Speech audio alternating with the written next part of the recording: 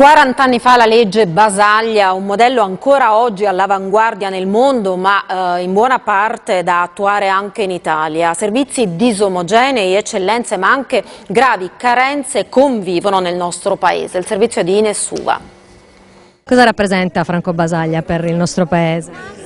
Rappresenta qualcuno che si è assunto una responsabilità e da quella assunzione di responsabilità ha scatenato un cambiamento enorme rispetto ai gruppi sociali più deboli, rispetto alla tematica dell'inclusione e esclusione, a tematiche che sono tuttora vivacissime e tuttora attuali. Franco Rotelli era a Gorizia insieme a Basaglia quando muoveva i primi passi quella rivoluzione che portò alla chiusura dei manicomi, alla fine della reclusione, alla sostituzione di uno stigma, la malattia mentale, con un diritto alla salute mentale. 40 anni dopo l'entrata in vigore della legge 180 è tempo di bilanci. La media della spesa per la salute mentale in Italia è intorno al 3,5% del Fondo Sanitario Nazionale, assolutamente insufficiente se comparata ai paesi del nord Europa che sono intorno al 10-12%. Noi chiediamo che ci siano più risorse perché si dice dall'OMS non c'è salute senza salute mentale. L'Italia è divisa in due.